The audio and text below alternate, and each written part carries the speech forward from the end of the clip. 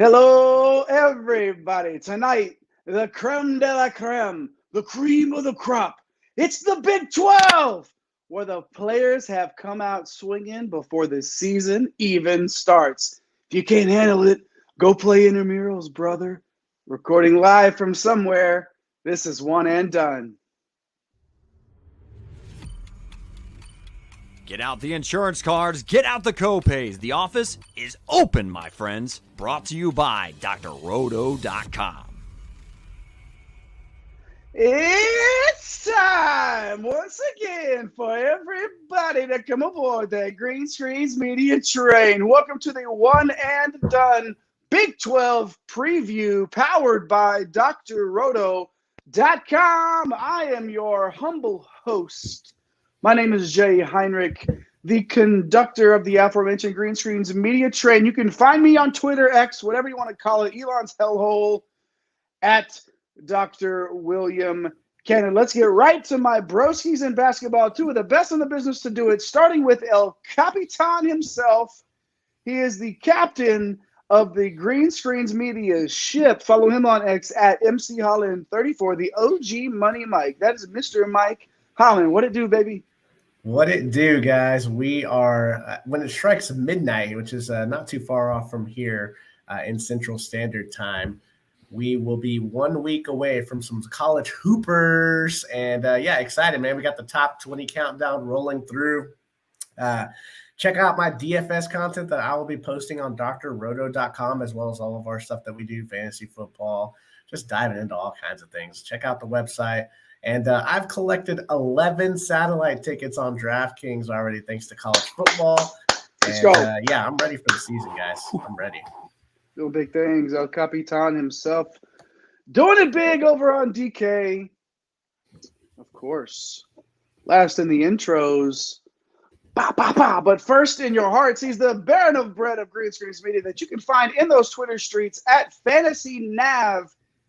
He is Eric the Blue. That's Eric Romoff. What's happening? Man, we are back. We are so back, and we are just around the corner from the tip-off of this upcoming college basketball season. It has been a busy offseason. If you haven't checked out all of that work, I don't know what she's doing. Go back, check out all of our playlists. It's all organized. We have our conference previews. We have our interviews. We have our transfer portal shows. We have our recruiting shows. Everything that you need in order to get ramped up for this season that is just about a week away. And someone that I know is ramped up is one of our steadfast viewers here during our Spotlight Showdowns, the one and only Kalen here. Put it straight in the veins. Our resident Nova Both fan, arms. Kalen, we appreciate you swinging Both through. arms. Both arms. It is time. That's right, Kalen. Thanks for checking us out. Hey, just like Kalen, you can hop in that live chat. You can hop in the comments if you're watching after the live broadcast. We see you guys out there. We see you watching. A lot of you watch, and a lot of you aren't subscribing. So make sure we can see that. We got those numbers. We see it. You know, it's all the metrics department that works really hard at Green Screens Media. Oh, even have a graphic up there. Look at that. Whoa. Not subscribed. 85, 83%. I can't read. That's I'm a old, lot. guys. For just Anyways, one more y'all hit those like subscription. hit those like and subscribe buttons. Are we at Ooh, 600 yet, boys? Someone gets to be the 600 subscriber. Someone Probably be the someone watching 600. right now. Do it. Be the 600 subscriber. We appreciate that. And leave us a comment letting us know you did it. Follow at The Real Napier. Of course, our guy Chris, who's out in Denver right now, was at the Broncos game earlier today. But check him out. You're going to see him on the top 20 doing some digital content for us, as well as El Capitan hopping into the top 20 countdown as well. But that's not what we are here for tonight. We are here for, of course, the Big 12. Last year, 10 teams. But now we've got 4 new teams coming in, making it a 14-team league this year. The regular season title went to Kansas, of course, edging out Texas by 1 game after finishing 13-5. Conference tourney, though, those Longhorns got them back, beat them pretty handily, 76-56, to win the conference tournament title. And, of course, 7 bids from the Big 12 last year into the Big Dance. Kansas was a 1 seed. Texas got a 2 seed. Baylor and Kansas State were each 3 seeds. TCU and Iowa State 6 seeds. And country road, take me home to the place I belong. West Virginia is the 9 seed. All 10 teams were in the top 63 in KenPom metrics. Numero uno in conference strength. This is the Big Daddy, and it will continue to be this year with these teams. These teams coming in are not watering things down at all. So why don't we go ahead and get right to the headlines with our guy Eric, as we always like to do first. Eric the Blue, what do we need to know about the Big 12? The Big 12, the strongest conference in the country last year. You mentioned all 10 of last year's teams inside the top 65. And now they go out and they add 4 more teams, 3 from the AAC, 1 more from the WCC. And the big question is, now that it's expanded, how will these new teams affect the league, right? We talked about it a bit during the Big 10 conference preview. This is a league that got 7 teams in last year. Arguably should have had more in last year, but now that we've expanded, is there a realistic shot that we see 8, 9 teams make their way into the tournament? Maybe. Obviously, among these newcomers, Houston is the heavy hitter, right? Last 3 years, they have a Sweet 16, an Elite 8, and a Final Four appearance, right? Like just the absolute pedigree coming in with Coach Sampson. BYU, along with Cincinnati, very solid programs in their own rights, right? No pushovers in conference play.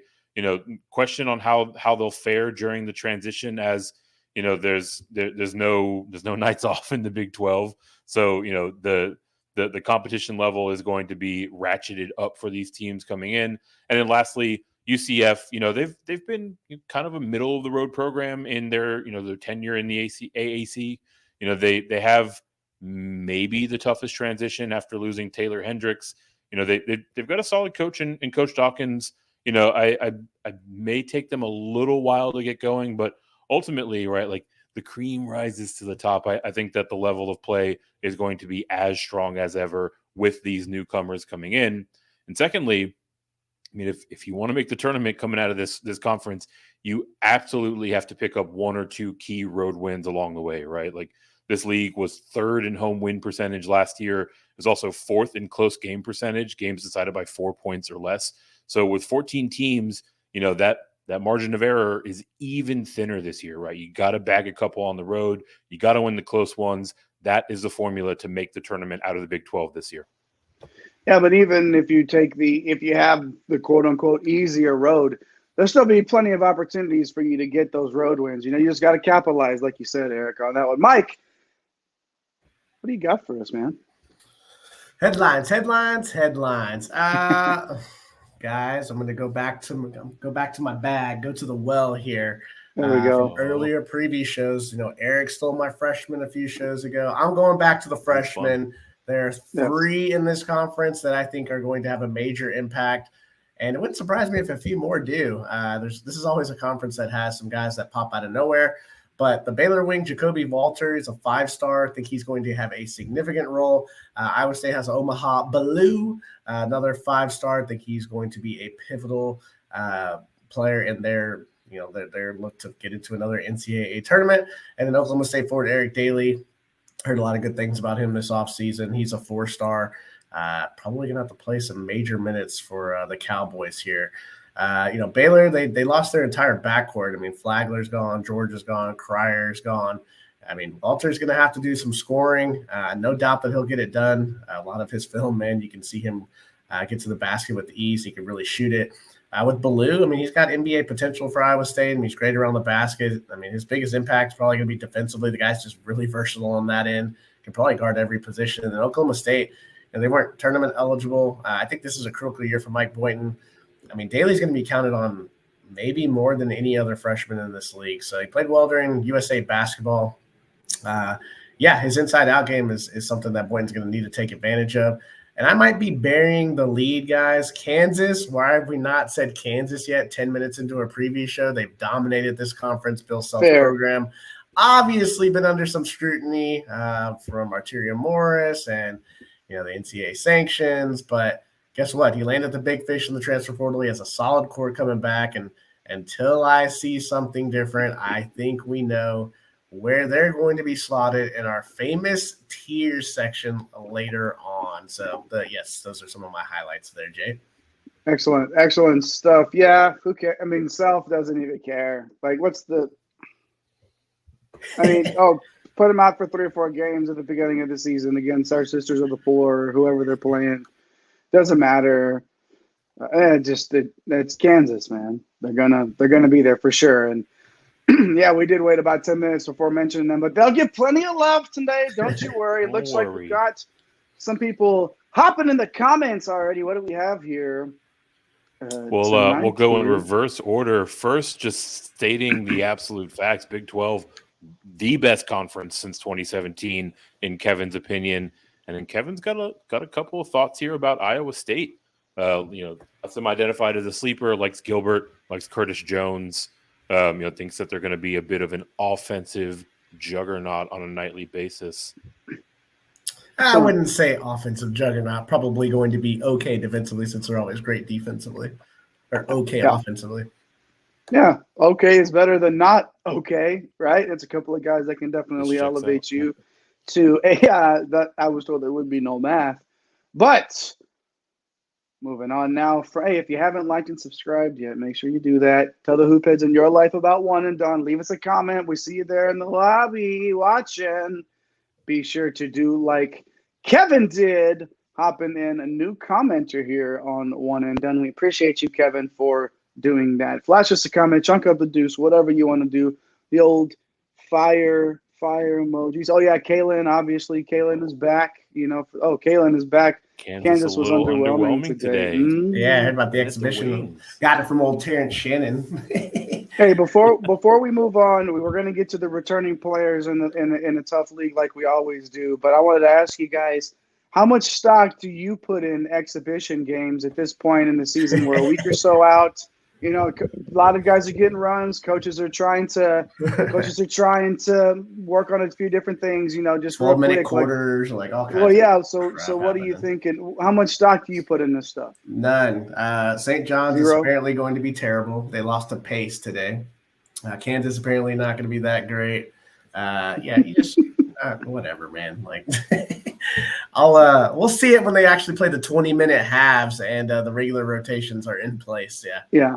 Most of these games are for charity anyway, so it's like coaches are trying all kinds of stuff. But Kaylin with the thin on the wings. I don't know, man. May have to disagree with you on that, but we'll talk about that a little bit later on during the show.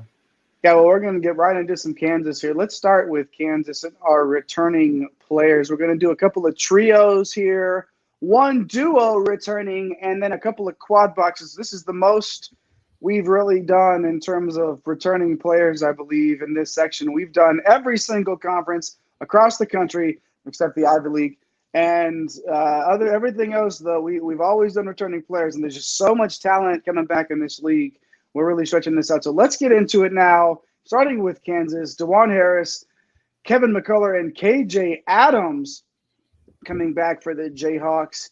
Harris, of course, the 6'2", 170-pound guard, averaged 9 points, 6 dimes on 40% from 3, and 2.2 steals. Got to love those sticky fingers. McCullough is the 6'7", 212-pound wingman, averaged almost 11 points with 7 boards, 2.5 dimes, and 2 steals. Another defensive terror. And then, of course, KJ Adams Jr., 6'7", 235 pounds, averaged 10.5 points and 4.3 boards for those Jayhawks. Leadership and defense jumping off the page, Mike, with this score coming back.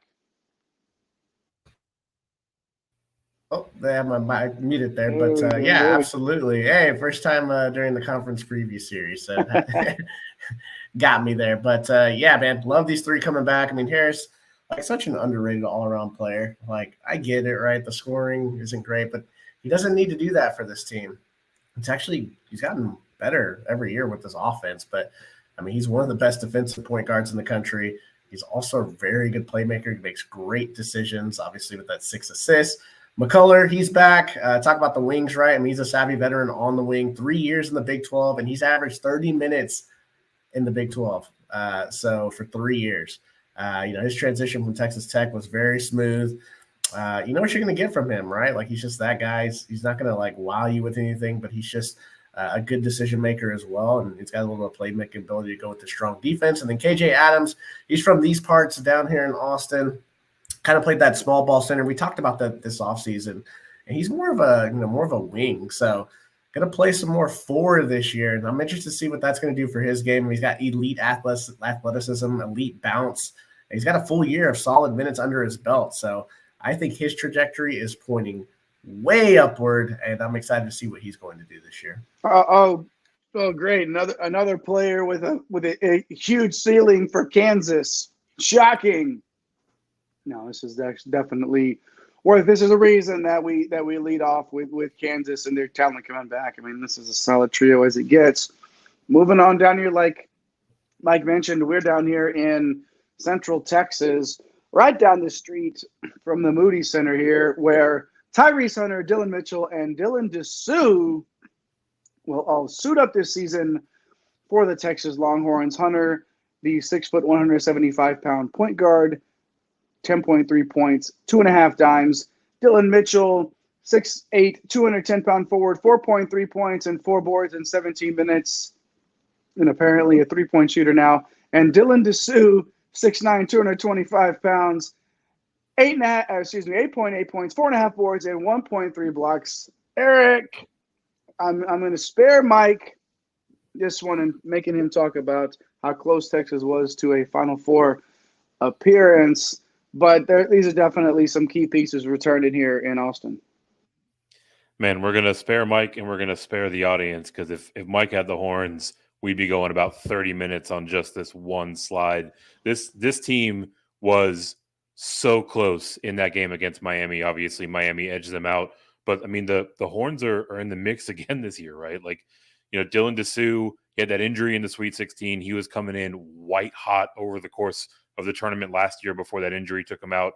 Really looking forward to his final year. He's going to be more of a focal point on the offensive side, right? Carr's gone, Allen's gone, Rice is gone. Just a ton of opportunity and usage for him to stop up. It's a great rebounder. It's a hometown hero. Just the kind of story that you love to see.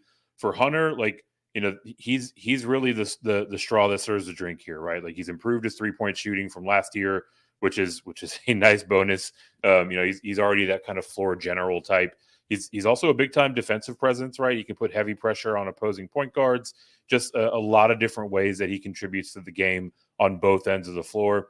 And Mitchell, he kind of feels like he's the key to unlocking this whole thing, right? Like, what he did during the NBA pre-draft camps was just absolutely shocking, right? Like, kid all of a sudden has stroke from 3-point range, which, we didn't really have on our bingo card for him prior to that pre-draft process. So, it's not a surprise. He was a consensus top 5 recruit in the 2022 class. He's got size, he's got versatility. If he can play the 3, it's going to be a game changer on both ends of the floor, right? Like, the level of athleticism that Mitchell brings is probably going to be unmatched pretty much every night that they're facing off against someone else. So, this team was just inches away from making an even deeper tournament run, and they brought back 3 critical pieces to making some more noise this season. Rodney Terry is very, very fortunate that Dylan Mitchell is not a professional basketball player at this point. And yeah, I mean, the 3-point shot, like I sort of mentioned on the lead into this slide, is from out of nowhere. If that's a part of the game, this is this is already a dangerous team. But man, to see that in gameplay would be something for the Longhorns. All right, a couple of trios out of the way here. Let's move to a duo coming into the conference here with those Houston Cougars returning, of course, down there to old Cougar High. Sorry, Cougar fans. Jamal Shed and Juwan Roberts. Shed, the 6'1", 200-pound point guard, 10.5 points, 5.5 dimes, 1.7 steals. Juwan Roberts, 6'7", 235-pound forward, 10 points, 7.5 boards, and 1.3 swats. Jokes aside, Mike, all these cats do is win.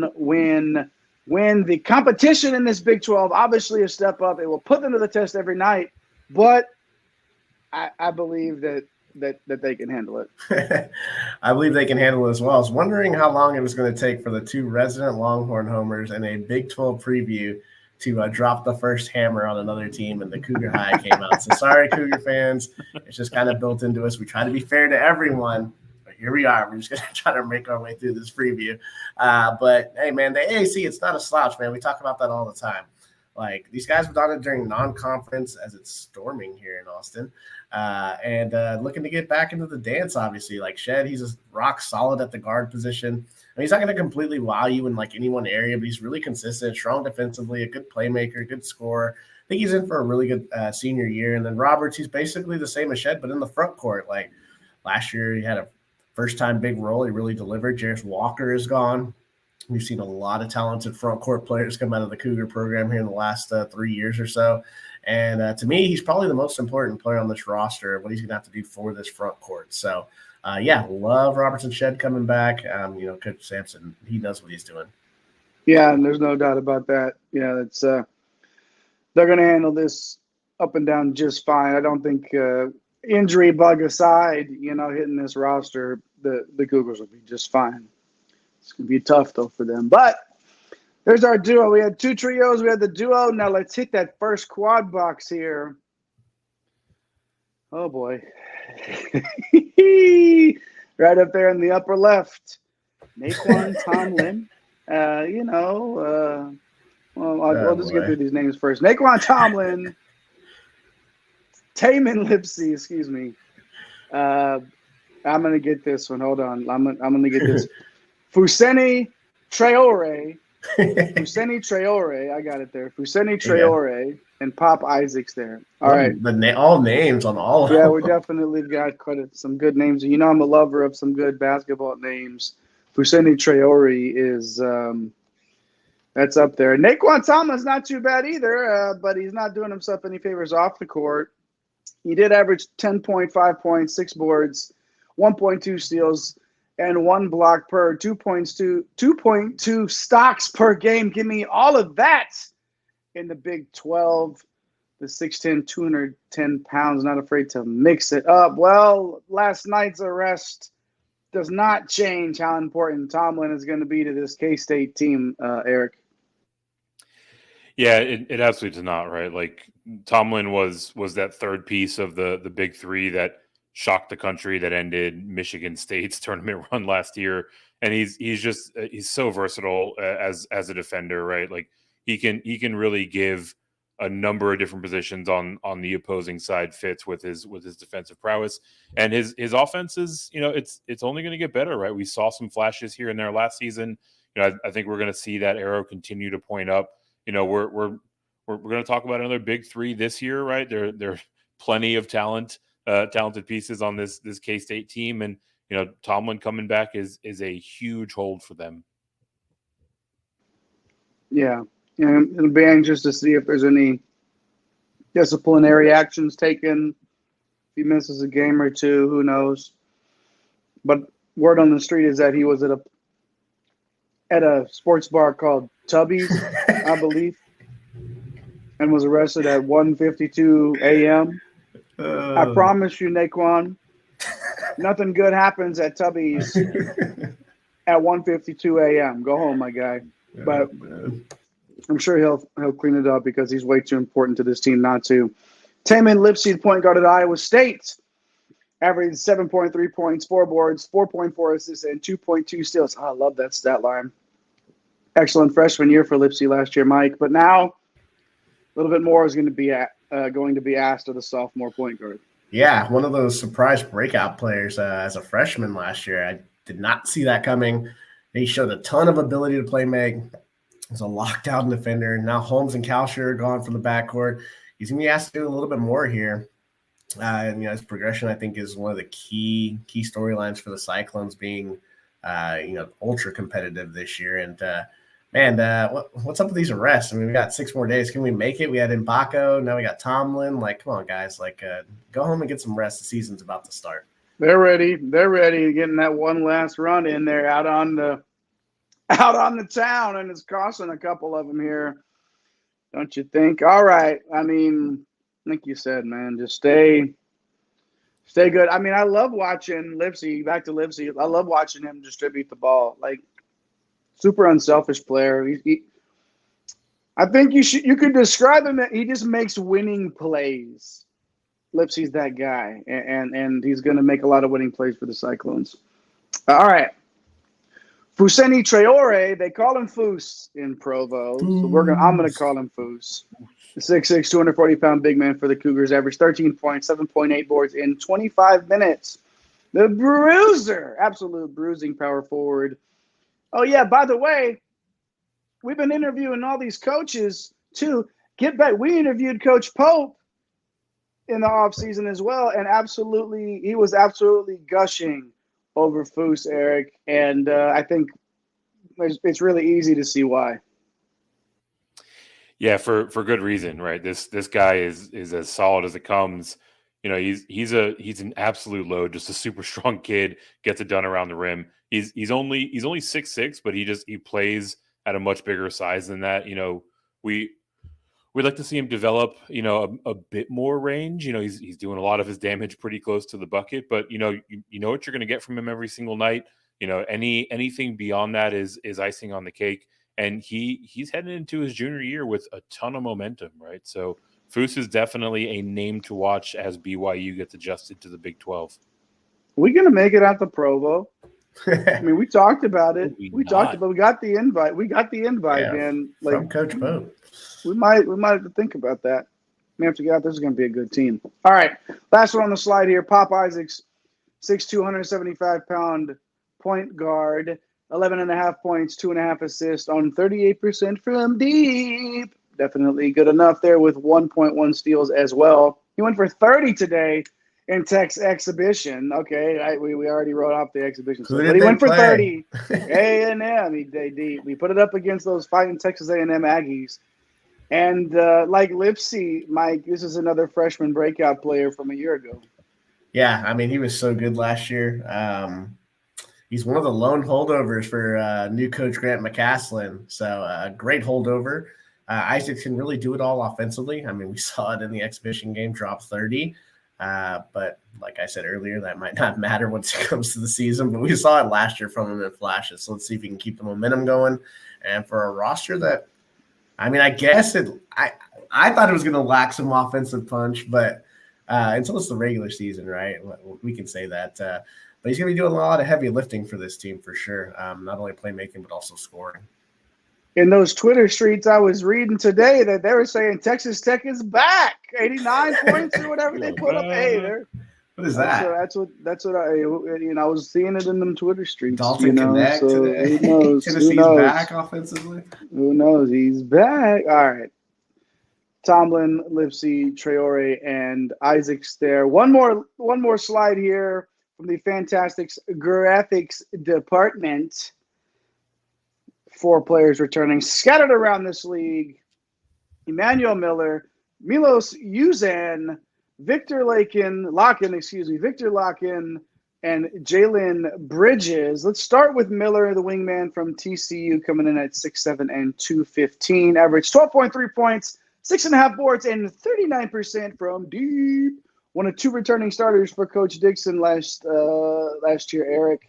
That he has at his disposal this season.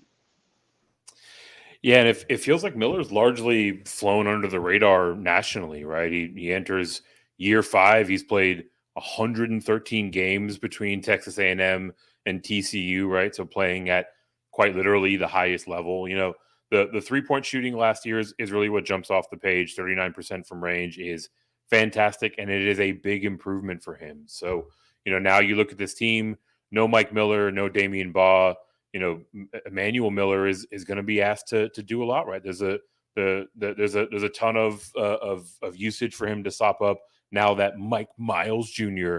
is out the door along with Damian Baugh. So, you know, this Horned Frogs team is going to go as far as he goes. We're going to hit our betting preview here pretty soon. Make sure you have those notification bells on and you hit the subscribe button so you figure that out. We're going to talk about some odds to get to the Final Four. And, man, TCU is a team that I was all over last year. Spicy. And they may be a team that I'm all over again this year. Jay's And TCU Horned Frogs. if just like Baylor Bears or Mike's, as we like to joke around here, I think TCU might fall into that category for me. And if Miller can shoot 39% from three and maintain that, that'll play a big part in whether or not they can make that run. Milos Uzan, the 6'4", 200-pound guard in Oklahoma, 7.6 points, 3 assists, and 41% from three for the Sooner guard. Yet another guard who made waves as a freshman last year. Uzan hoping to get the Sooners back into the tournament, Mike.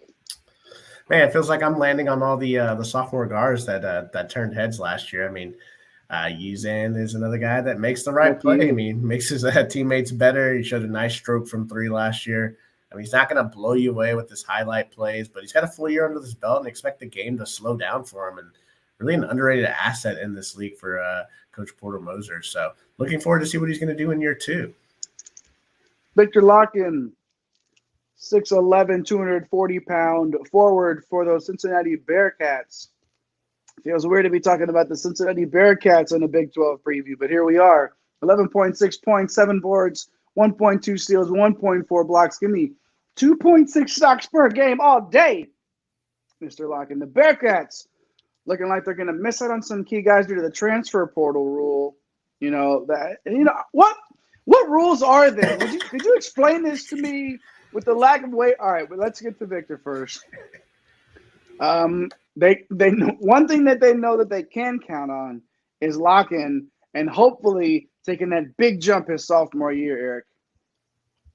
The first rule of the transfer portal is there are no rules in the transfer portal, and Cincinnati is taking that on the chin, specifically in their front court. Right, they're still waiting on waivers for guys like Bendago. We've got Jamile Reynolds.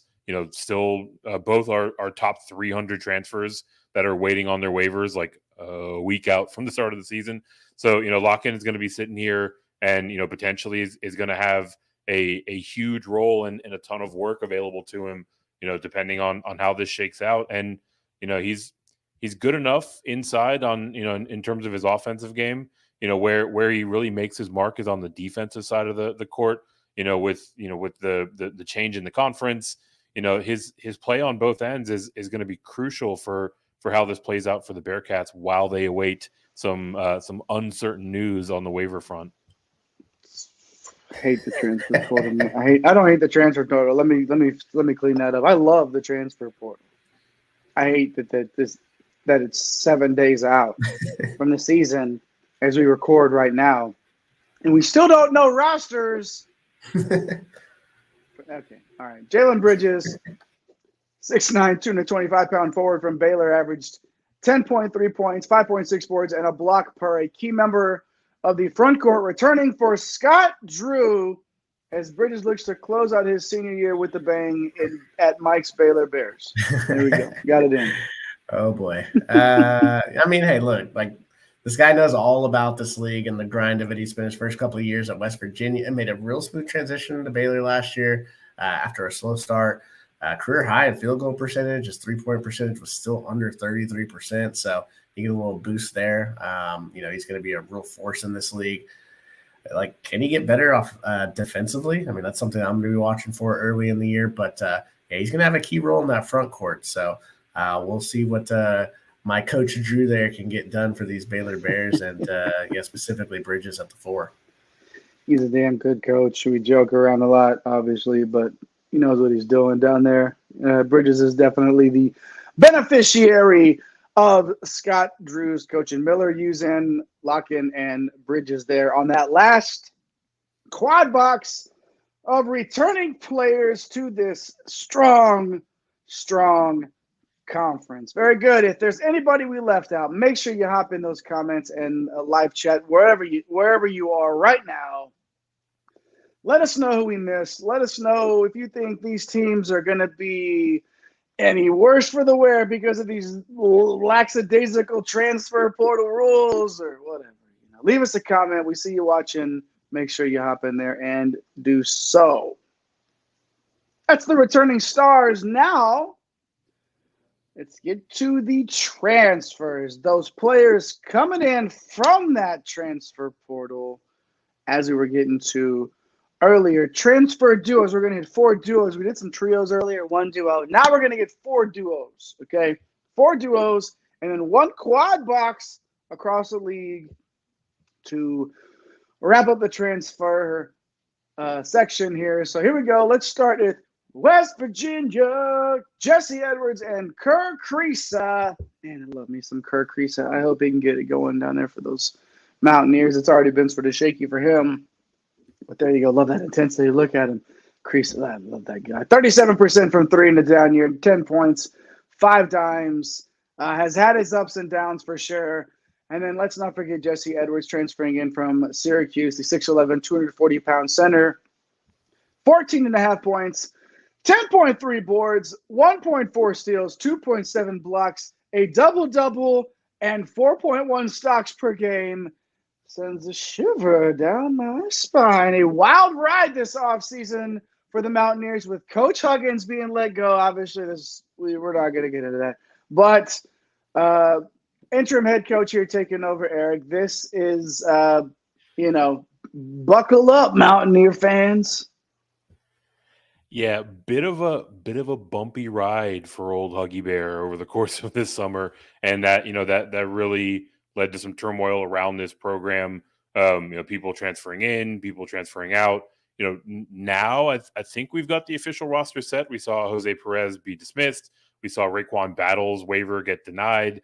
So prior to those updates, in West Virginia and Coach Eilert were sitting here with like a top 5 transfer class.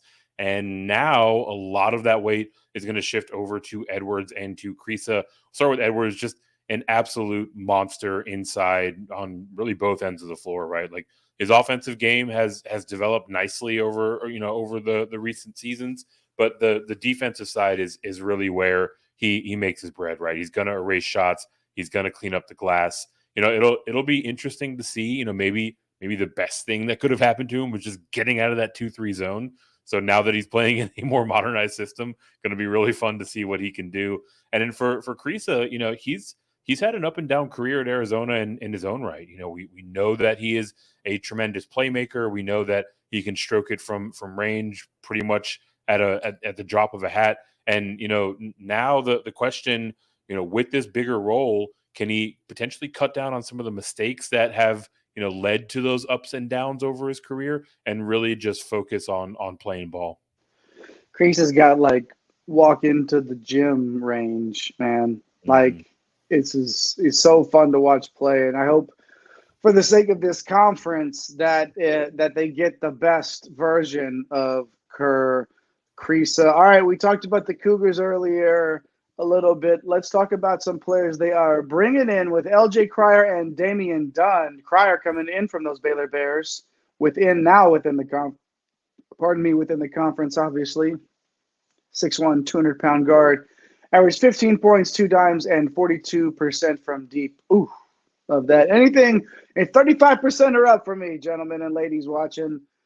42, you got to love that all day long. Love that efficiency. And then Dunn, 35% from 3, just hit that threshold a lot to go with 15.3 points, 3.7 boards, and 3 dimes for the Temple Owls last season. The big guard, 6'5" and 205 pounds. All right, if you're going to lose Sasser and Mark, I mean, these are 2 of the better options to fill their roles here, Mike. Yeah, absolutely. I mean, Samson showing he can do work in the portal and lost those core pieces that we just mentioned. And look, you got Shed coming back handling the point right. So Cryer going to be able to play a little bit of point, but mostly off the ball. Really a contributor of scoring. He's not really the defender that those guys are, but what you lose defensively, you're going to gain offensively. So that 3-point shot that he brings, along with 90% from the stripe, less than 2 turnovers per game. You really, really like that. Dunn's a power wing. He really hunts his shot, has a little more upside defensively, but that's what he's made his name on, scoring. He's an underrated playmaker. He's been rumored that he's had a really good camp. I mean, getting out of that mess at Temple and into the system is only going to really enhance his game overall. Yeah, no doubt about it. We'll see what those Cougars can do. You know, I'm not going to drop this about Creasa, and I wanted to, this guy, I'm telling you, the shots there, it got to go down. I know he doesn't shoot well in big games. Maybe, like Mitt said, with Creasa, but doesn't shoot well in big games there. Thanks, Mitt, for hopping in there. I don't know. Creasa's, helping figure it out. He's had those ups and downs, man. Like, there's too many of those ups and downs.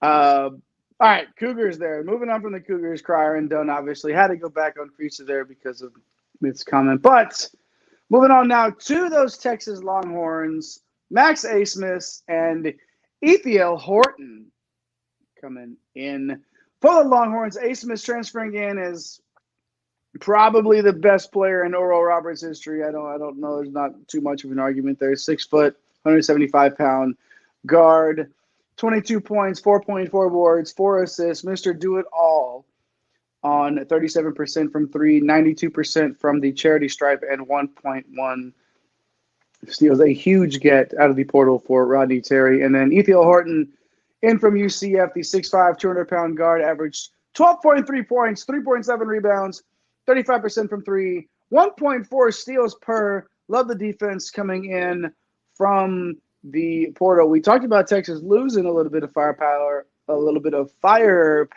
I should say. And both of these guys definitely know how to put the biscuit in the basket, Eric. Yeah, we'll start with Asmus. There was a point when the portal season first opened that Texas fans were getting a little nervous about how quiet it was, and then boom, Coach Terry goes out. Me? He gets his guy, right? Like me? Yeah, me. One of the most lethal offensive guards in the country. He's transitioning in from the Summit League, and that transition to the high majors, and not just the high majors, the highest of high majors in the Big 12, is a legitimate storyline and question for the Horns, right? Like, he's scored 1 million points in college. We've seen him dazzle in that Sweet 16 run over Ohio State and Florida, 2-time player of the year there in the Summit League. He's not going to give you a ton on the defensive side, but when you've got guys like Hunter and Mitchell running out there with him, you want as much offense as you can get. So he should fit in perfectly. We'll watch to see how he transitions up to the high majors. And for Horton, he was on the other end of the spectrum. He was kind of a late addition this offseason, but a much needed one in terms of his ability to score the ball from range. He's had a long road to this 5th and final year. He's had stops at UCF, at Pitt, right? And whether he's coming off the bench, whether he's starting, he's going to be one of those guys that can provide some scoring pop and really make it rain from downtown. So he's a guy that we may look back and say, this was a late addition that was really the X factor that pushed the Longhorns over the top. And both these pieces were huge additions for Coach Terry. He could be, but Asmus is a bucket that doesn't not transfer over. Asmus is going to score the ball a lot for this Longhorn team, but Horton will play a key role as well. All right, to the Little Apple. Let's go to Manhattan. Those Kansas State Wildcats, Tyler Perry and Arthur Kaluma. Tyler Perry coming in from North Texas, 5'11", 180-pound guard, 17.3 points, 3.4 rebounds, 2.1 assists, 1.3 steals, along with a cool, crisp 41% from deep. And, of course, Kaluma, the former Creighton forward, 6'7", 225 pounds, 12 points, and 6 boards. All right. Noel, out. Keontae Johnson, out. Hello, Perry and Kaluma. And then with Tomlin, Mike, whenever he gets back from whatever break he has to take, this is the new big 3 for Coach Tang. Yeah, I don't think K-State's going to be sneaking up on anybody this year. I mean, Perry, one of the best players coming out of Conference USA. Kaluma is an NBA caliber wing. Looking for a little more opportunity and consistency. For Perry, you're going to get a lot of scoring and a big shot ability. I mean, he's nowhere near the facilitator that Noel was. Not many people are. He plays tough on both ends of the floor. He's an upgrade over Noel defensively, so you're going to get that. And then Kaluma, I mean, he's slimmed down, more explosive athlete, I feel like, than Keontae Johnson. That's just my opinion. He could be a force on both ends. He really needs to show it, though, on a nightly basis. He's surprised a lot of people when he jumped into the portal. That was one where we were like, oh, man, like this one is kind of interesting. So, he's played in some big-time games, obviously, and I think he'll be ready for the Big 12 grind, and this is a very fun Big 3 for Coach Tank for sure. Yeah, no doubt about it. Yeah, it looks like we got a couple more comments in here. Let's see what we got. Kevin Lucas, Day Ames will be a player for the Wildcats. So, we'll see. That's the fun thing, right? Every year there's going to be a guy probably for each roster that really steps up, and a guy that maybe we don't get much love to preseason, and all of a sudden they're a key piece. Like Serge Rice last year for Texas. I didn't even have him on my radar. I was like I thought he'd be an okay piece, but no way I thought he was going to have that type of impact. So, there's usually one on every team. Yeah, Ames could definitely be that guy for the Wildcats. Leaving on out of the duos and into the awesome quad box that I know the graphics. Oh, beautiful, beautiful stuff there. Hunter Dickinson. How is Hunter Dickinson in the Big 12? This is a real thing. And that's why I love the transfer portal there with Hunter Dickinson coming in from Kansas. Ray J. Dennis coming into Kansas, I should say. Ray J. Dennis for Baylor, Jameer Nelson Jr. for TCU, and Javian McCollum, now a Sooner in Norman, Oklahoma. Let's start with Hunter Dickinson coming in from Michigan. He's 7'2", and you can't teach that. 260 pounds, average 18.5 points, 9 boards, 42% from 3, 1.8 blocks. What can you say about this guy that hasn't already been said in the land of the big man, as they like to say? Of course, we waited a while in the Big 12 to preview to mention Hunter Dickinson, but of course we weren't going to forget the crown jewel of the transfer portal. And Eric, it feels like Dickinson and Coach Self are a match made in heaven. The land of the big men who only get bigger. Apparently, Hunter Dickinson is just sprouting up like an inch every 12 hours or so since he made it to Kansas. But yeah, Coach Self, he's done all right for himself with talented big men before. He's got some good fives there on his resume. And Dickinson comes in and he can really do it all offensively, right? Like, the knock on his game, if you want to nitpick, he's not the most prolific rim protector, but he'll block a couple shots defensively. He'll definitely mix it up on that side of the court. But the thing about Hunter is his addition to this lineup. It slides Adams over to the 4, and it just opens up everything that the Jayhawks want to do offensively, right? Like, he is going to be the center of gravity in terms of where the opposing team focuses their defense. That's going to create open looks for everyone else on this Jayhawks roster. And yet again, we're actually going to be talking about our betting preview here in a few days. The Jayhawks are going to be right up there with one of the betting favorites to be the top dog in this conference. And that has a lot to do with getting the most coveted piece in Hunter Dickinson in the transfer portal. Yeah, you're getting 2 blocks a game from Dickinson, and that's not even his Yeah. I mean, that's not even the best part of his game. It's crazy. What a player. It's going to be fun to watch him on a regular basis in the Big 12. Ray J. Dennis coming in from the Toledo Rockets to the Big 12, now a Baylor Bears 680-pound point guard. 19.5 points, 4.3 boards, 5.8 dimes, 1.5 steals, 37% from 3. We loved watching Dennis at the mid-major level. Now he's a Bear in the Big 12. A huge get for Coach Drew. Obviously, you were praising his coaching earlier. Yeah, it's not always about the X's and the O's. It's about the Jimmys and the Joes, and Coach Drew knows how to get them on campus. Ray J has one wish, and that's for a smooth transition to the high majors. Oh, my goodness. I'm supposed to follow the one wish by Ray J.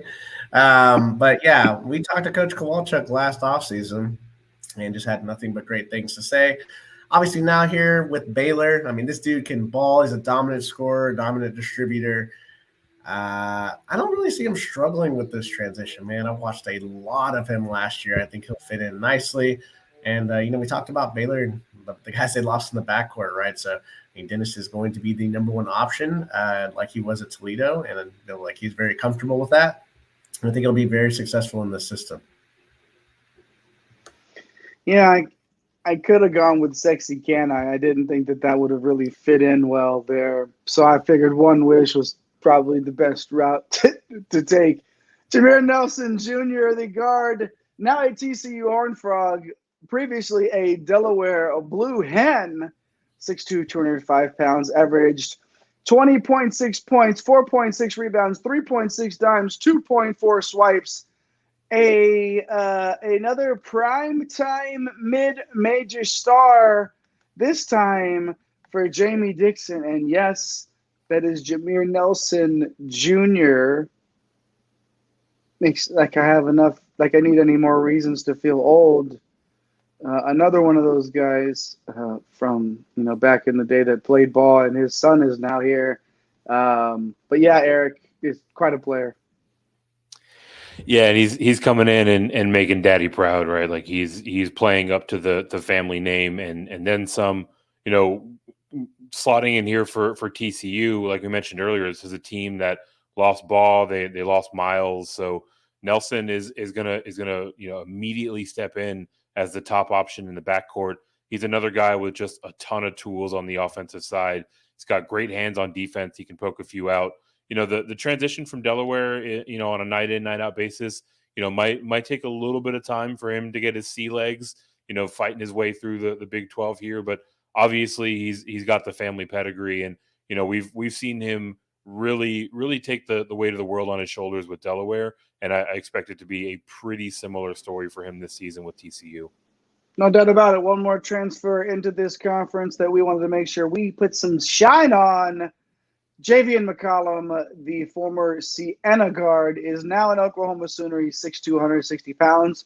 Averaged 16 points, 4 dimes, 1.1 steals on 36% from three-point as well.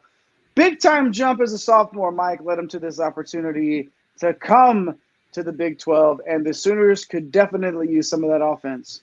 Yeah, they sure could. I mean, really good outside shooter, and man, another mid-major star making their way to the Big 12. Really struggle with turnovers, though, so I worry about it a little bit. It's got to grow in that department. Obviously, playing next to Uzan, he's consistently making really good plays. These two should play off of each other where McCollum can just be more of a scorer. But I think he's going to slot right into that Grant Sherfield role. And that's some big shoes to fill, but I feel like he's going to be able to fit that nicely. And the Sooners, they absolutely need his offense, and Coach Mosier, a very good coach at obviously limiting turnovers. So we'll see if he can kind of get that corrected. But looking forward to seeing that backcourt duo. To feel like Oklahoma was just this close to getting that bid last season, and if McCollum can bring that offense, gonna have a hard time keeping some of these teams out, especially now. You can't use the excuse anymore that, we don't want to let 90% of a conference in when you've got 14-team league at this point. I mean, it is what it is. I'm just saying. But, Coach Moser definitely could use that offensive help there. Dickinson, Dennis, Nelson, and McCollum. Wrapping up our transfers into the Big 12. Hit those like and subscribe buttons for us, please. Hop in the live chat. We see you in the lobby watching. Let us know you're there. Drop a fire emoji. We determined during the last show this was fire. I'm going to get this. When I do this, that means hit the fire. Wait, there we go. Hit the fire emojis in the chat. It's cold down here in Central Texas. It's 45 at my house right now. I'm loving every bit of it. But Big 12 is fire. Just like one and done is, so make sure you hit those like and subscribe buttons and turn on those notification bells. This is the last time, though, if you're watching live, that we're getting to do those world-famous tiers. And no, not the tears that UCF fans will most likely be shedding by the end of the season. No. These are the ranked tiers, 3 tiers as we like to do. And tonight, of course, just before Spooky Day, it's Halloween candy theme. The top tier will be the old Snickeroony, the Sneakers bar. The mid tier will be Fun Dip. It's okay. You don't mind seeing that Fun Dip in your bag. It's all right. And then, even though I totally disagree with this slander, candy corn is going to be the bottom tier. I'm so tired of all the candy corn slander. It's ridiculous. But for the sake of our tiers, candy corn will be at the bottom. Snickers at the top, Fun Dip in the mid, and candy corn at the bottom. Oh, what a beautiful graphic there. There we go. Snickers, Fun Dip, and candy corn. All right. I am going to. Oh, who do we got? Did we get the fire? Did we get it in the comments? Yeah, we got a fire. Ryan, let's go. Receive. Welcome in, Ryan. That's what I'm talking about. Welcome in, Ryan. Thanks for dropping that in the old live chat. We appreciate that, man. You've got a friend here. Despite all candy corn being produced in the year 1931, Mitt's right there with you. No candy corn slander allowed. Is it slanderous if it's true? That is my question. Let's go, Mitt. Such a contrarian take from Mitt and from Jay here. Yeah, it just happens to be right.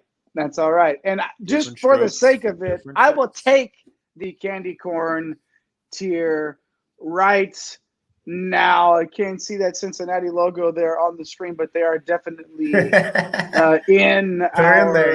You gotta really zoom. You gotta squint. You gotta really squint there. That is the Cincinnati logo there. Miss out on some transfer guys. They do have Seamus Lukosius, who was a solid player for Butler last year. Their guard play, that's where the issue lies. I love me some guard play. And Cincinnati, suspect, maybe. Can I be kind there? If Skillings can make a jump, that would help the guard play, but maybe even be competitive.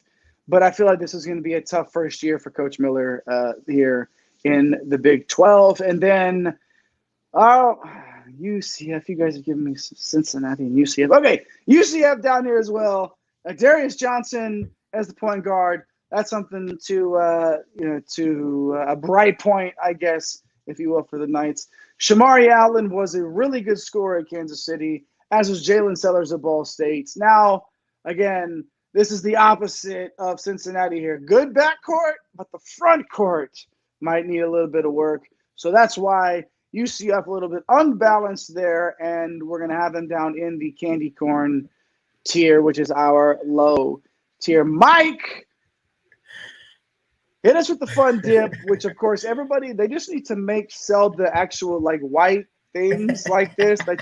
I would just eat those. The Fun Dip is great, but I just want those little – This is such a candy corn supporter take. Do you like the stick more than the pure sugar, my guy? Oh yeah. Just suck it on that stick, man. That's beautiful. Mike, save it. Let's do the Fun Dip. Oh my goodness. I'm trying to save this like I'm trying to save Cincinnati's logo down there. But a lot is up so far in this tier. I mean, Iowa State, we know they're going to be competitive under Coach Otzelberger. That's just what they do. We talked about Lipsy, the 5-star Baloo. Keyshawn Gilbert, man, a really good shooter from UNLV. Feel like he's an X factor. Front court, I mean, they're all kind of back, right? Like Trey King, we played a little bit of him when he was mid-price in DFS. Hassan Ward, second year over from VCU, and then Robert Jones was, pretty solid. All kind of limited roles last year. I don't see the upside to challenge for a league crown, so that'll hang them out here in the mid-tier section. Oklahoma, one of the hardest teams to peg down. Coach Mosier is going to have them in the mix. They beat Alabama last year. We thought they were going to the tournament. And then Big 12 play got to them. Look, McCollum, we talked about him. If he can make a good transition, him and Uzan can be an underrated backcourt. Really, Jalon Moore and John Hugley from Pitt, that front court has a chance to be pretty solid. We'll see how those guys transition. Hugley's kind of the key for me. To unlocking the upside to this team. He was really good at Pitt a few years ago. He needs to be strong defensively and really show something coming off of last year. So they're slotted down here in that mid-tier section. And TCU's in a great position. Coach Dixon lost some talent that you've been used to saying the names the last couple of years. Emmanuel Miller, we spotlighted. Charles O'Bannon, is back as well. Jameer Nelson's transition going to be an important storyline. I feel like he's going to get it figured out come conference season. And then, Avery Anderson comes over from Oklahoma State. He's played a lot of good basketball. Trevion Tennyson, one of my favorites in the mid-major. We got to see him in the tournament last year from Texas A&M Corpus Christi. So should have a pretty good backcourt. This team probably has the most upside to maybe get into that top tier. And then you have Texas Tech, like moving on from Coach Mark Adams. Now we have a rebuilt program under Coach McCaslin. Love us some Pop Isaacs. And then really it's a story of transfers, how these guys will gel, how they play is going to be obviously a huge storyline. Joe Toussaint, we know him a lot. Started off at Iowa, then West Virginia, comes over after the whole situation with Bob Huggins. The front court's really full of power conference players, right? Like Devin Cambridge, he's well-traveled. Most recently of Arizona State, also coming over from Arizona State, the 7-foot shot blocker, Warren Washington. Feels like he's got really nice lob potential there with Pop Isaacs. And then Darian Williams was absolutely fantastic at Nevada for his freshman year, has a lot of upside. I mean, this team is going to be one that we have to wait to really judge. I mean, it's going to take probably 2 months or so until we kind of see what this looks like on the floor. Obviously, the exhibition game today against Texas A&M seems like they're going to be able to get it going, but we'll know that for sure until the games actually count. And, I'm excited. This mid-tier, it's the Big 12, right? Like all these teams are just very, very solid. Yeah, no doubt about it. Let's jump right up to our top tier, Eric. Go ahead and take the Snickers tier in the Big 12. What do you got? Man, there's so much to clean up here. Like, first and foremost, Austin, welcome in. Like, all right, what's up, Austin? First time chatter. Love to hear from you. And just firing off facts. Jamie Dixon and this Frogs team can absolutely be dangerous and make some noises here. Preach. And if you're going to eat that stick from the Fun Dip, you might as well just pick up a piece of sidewalk and start gnawing on that joint, because that is exactly what you're getting. That thing is exclusively a vehicle to get that sugar into your mouth and nothing else. Austin, welcome in. I think you can be our 600 subscriber. Go ahead and hit that button. Let us know what's up in chat. And in this chat, all of you watching right now, I get the top tier tonight for a change, and it's not even the correct top tier. Snickers? Like, where are my Reese's fans out here in this chat? Let me know that Reese's needs to be the top tier. Either way, Snickers is a fine candy bar in its own regard. And these 4 teams are damn fine teams in their own rights. We'll start with Mike's Baylor Bears, right? A lot of attrition around this team, but, we love Ray J. Dennis and what he can bring. They've also got a 5-star freshman coming in Walter. They've got some pretty solid depth at the guard position. You've got Langston Love. You've got VCU transfer Jaden Nunn coming in. Nunn is another guy that can just absolutely stretch the floor, plays tough on defense. Jalen Bridges, JTT, they're back here in the front court. And that Scott Drew can really coach these boys up and get the most out of this roster. So definitely like them here up top. Then we've got H-Town coming in for their first season in the Big 12, and they're probably going to make a bit of noise immediately, right? We've got that guard trio with Shed, Cryer, and Dunn. Roberts is in the front court. We talked about him earlier. We've got Terrace Arsenault, player to watch. He could absolutely be an X factor piece for them in their sophomore year. And kind of like with Coach Drew, right? Like Kelvin Sampson, he's going to get these boys playing. He obviously, has them pay attention on the defensive side, and he's got a stable full of horses offensively. So like how the Cougs set up for year 1 in the Big 12, Kansas, like, do we really need to talk about Kansas? Right, like just completely smashed it out of the park with Dickinson and the transfer portal. Is a monster to add to this core of players that are returning. One guy we didn't talk about is Townsend transfer Nick Timberlake. He can light it up from 3. Gives them another weapon. Mike, you didn't mention incoming Frenchman El Marco Jackson earlier. A lot of upside. Potentially has some impact this year. So obviously, Coach Self, another fine coach in his own regard. Potential Hall of Famers that we're running down here.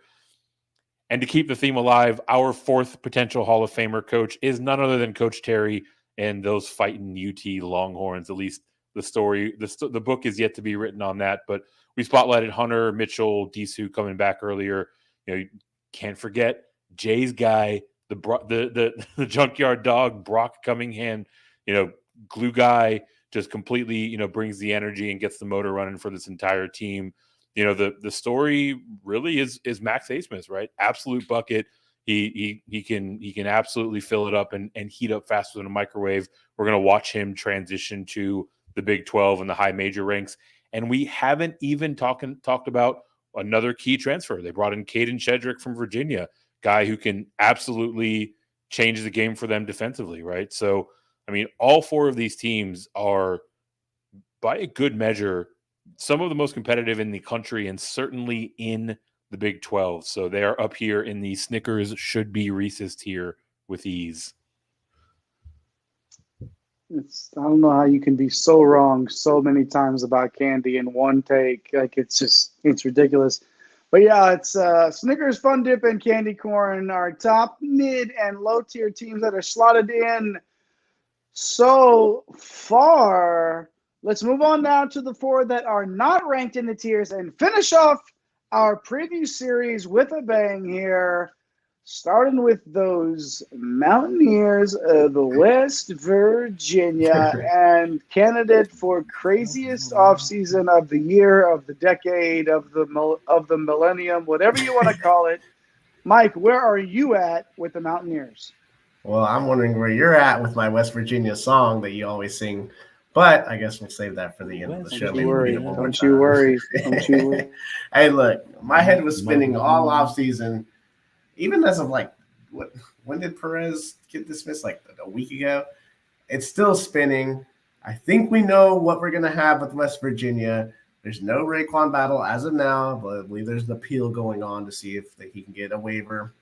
Perez is gone to ASU after whatever happened with that situation. I don't want to, dive too far into those that deal. But Omar Silverio, his teammate from Manhattan 2 years ago, he had his waiver denied back in late August, and his career is over.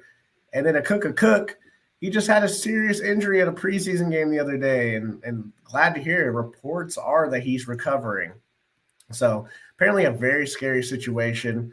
He was a guy that was, being looked at as someone that was going to heavily contribute. We'll see, kind of where that goes. And then Huggins obviously got fired. Trey Mitchell left. Joe Toussaint gone.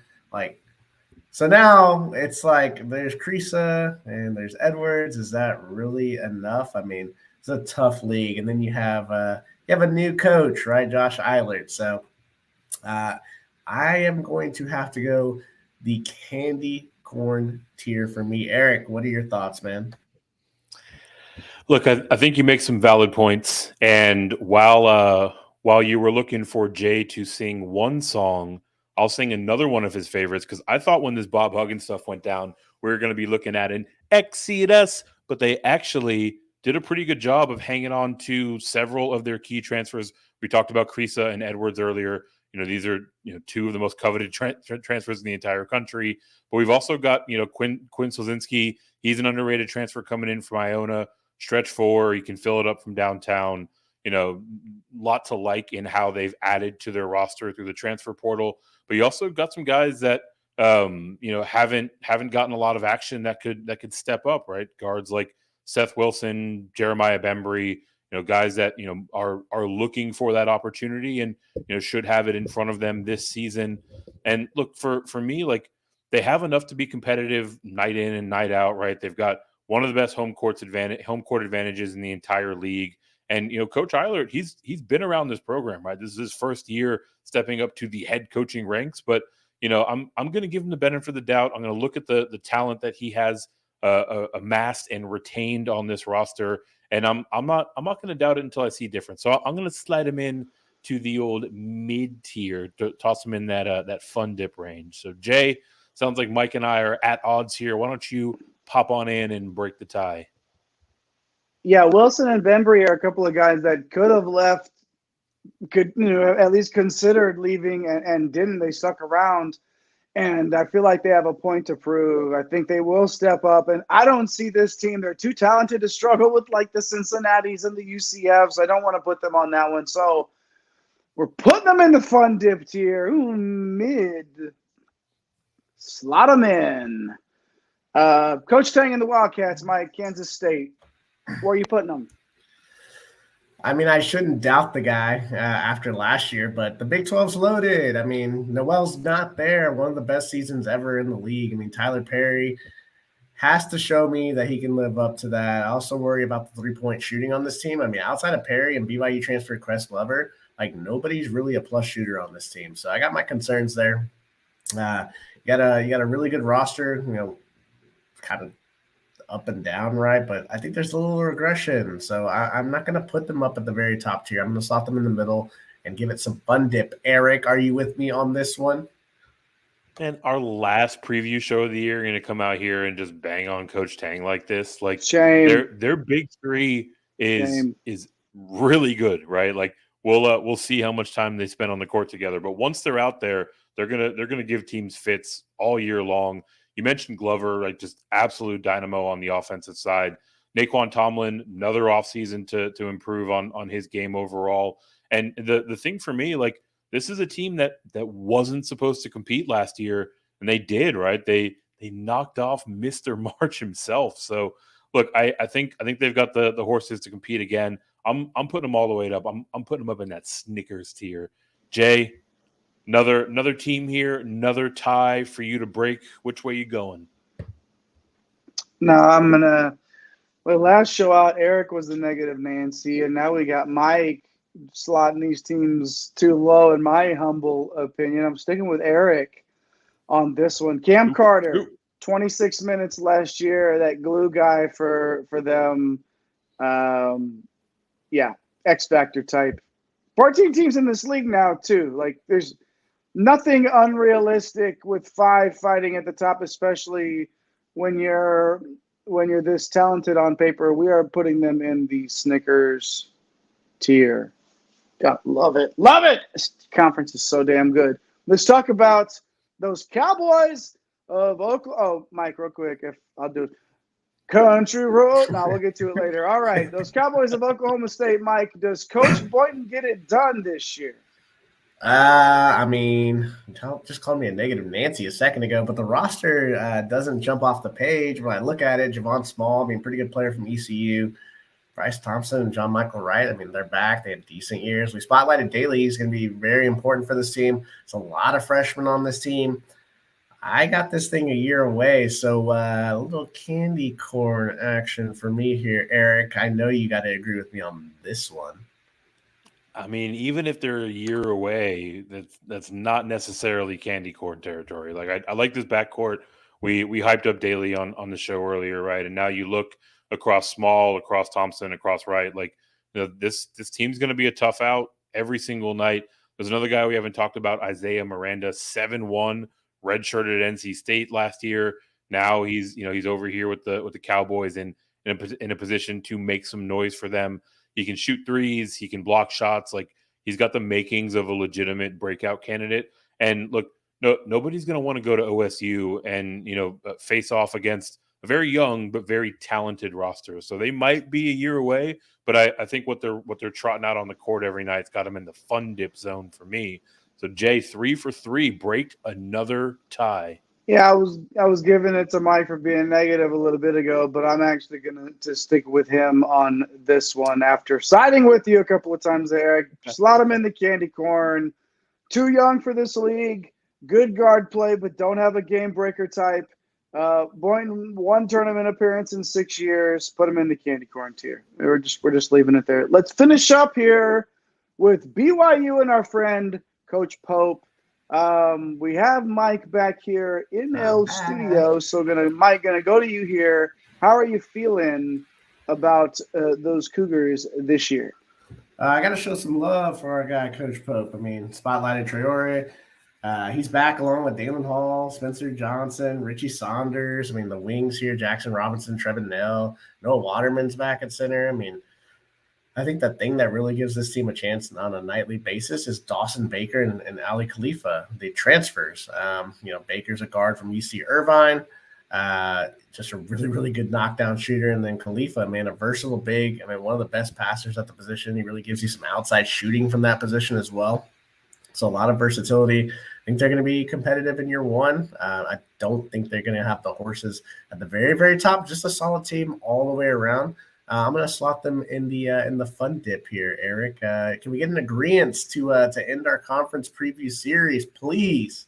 We will close out by playing nice. I'm completely with you here, right? Like, very solid team, top to bottom. You know, a team that would have made a ton of noise in the WCC. And look, it's going to take some time to adjust up to the most challenging league in the entire country, right? Coach Pope, he's building something special with his roster. He has an amazing culture there. He only wants competitors. These guys are going to bring it every single night. And based on at least where he had holes in his roster, spot on with the guys he brought in through the transfer portal, right? Guys that we easily could have spotlighted earlier, guys like Jackson Robinson, Spencer Johnson, right? These are dudes that we think can really come in and take it to the next level. So we will close out hand in hand. We will drop him into the fun dip. This is going to be ultra competitive in the Big 12, and I think BYU is going to come in and be right in the mix. Glad I don't have to break a tie between you guys. Like, it's, y'all play that good cop, bad cop, and I'm just, but I don't mind it. I'm going to tell you what's up. Green Screens Media Universe. Get that out of me, baby. You know it. Doing my part. You do your part by hitting those like and subscribe buttons, but not before we round out our final tiers of the conference previews. Snickers section, fun dip, and candy corn. We're going to start down the bottom. Candy corn in the Big 12. Cincinnati, Oklahoma State, and UCF. The fun dip tier, BYU, Iowa State, Oklahoma, TCU, Texas Tech, West Virginia. And that top tier in this conference, Baylor, Houston, Kansas, Kansas State, and Texas. All right. Appreciate everybody hanging out with us tonight. If you stayed up late with us on the East Coast, it's after midnight now. It's so spooky season, little one and done after dark. But we appreciate y'all hanging out with us. Let's put a bow on this one. Gonna go to Eric the Blue for some final thoughts on the Big 12. Look, one of our favorite disclaimers here on the One and Done show is that we were told there would be no math. But I think one of the things that the Big 12 did in expanding the conference is they moved the numbers in their favor, right? 7 teams made it into the big dance from this league, and arguably 8 or 9 out of their 10 should have made it in. It was math that kept them out. So they went out and they changed that math around. They expanded out to 14, and they did pretty damn well for themselves. They're bringing in guys and programs like U of H and BYU that we think are going to be in the mix as soon as this year, and a couple of up and coming programs that can really get adjusted to the Big 12 play, right? So bright future for this conference, amazing season to come. I think this is going to be the premier league in all of college basketball, and I can't wait for this one to tip off. Mike, let's get the captain's comments to close it out. Kansas, more Kansas, and then a lot of really, really good teams, even at the bottom. Like, it is going to be a gauntlet. I talked about the other day, maybe the SEC could maybe leapfrog the Big 12. I don't know, man. Like, it's, Big East is up there too. We'll see. But definitely one of the best conferences that's been out there for the past 5 years or so. And yeah, I'm excited to see. This is gonna be a completely, like, you can have the round robins gone, right? Like, it's got all kinds of madness happening in the Big 12 until Texas OU head out the following year. So it's gonna be a lot of fun for this year, for sure. And it's still gonna be a strong program even after Texas and OU are out of it. So just looking forward to see what Kansas is gonna do for sure if they can maintain that crown at the top. You were reading my mind, sir. This conference is set up nicely even after Texas and OU exit. This is a hell of a conference, the cream of the crop, creme de la creme. My brothers in basketball, brothers and sisters in basketball, broskies in basketball, if you will. Hey, we did it. We got through the whole conference, the whole nation, conference previews, not the Ivy League, but everything else. We got it all in for you. Go back and watch them all. Go back and watch our coaches' interviews. We got our betting preview coming up here. Make sure you've hit those like and subscribe buttons. Make sure you hop in those comments like Kalen, Kevin, Mitt, Ryan, and Austin all did tonight. Shout out to those 5. for doing their part in the Green Screens Media universe. Make sure you get over to Green Screens Media for that betting preview. We're still one away from 600 subs. Get over there. Be that 600th person. Let us know that you did it. Leave us a comment. Follow us all on Twitter. Follow at The Real Napier. Follow us on Get Green Screen, at Get Green Screens on X and TikTok. Top 20 countdowns going on over there. At One and Done CBB is the Twitter handle for the show. Don't go too far. We never will. Tell somebody you love them. Have a nice day. Let's get this bread, baby. Thanks for stopping by the office. Get your fantasy prescription by subscribing to the channel and checking out drroto.com. And until the next visit, be well and take care.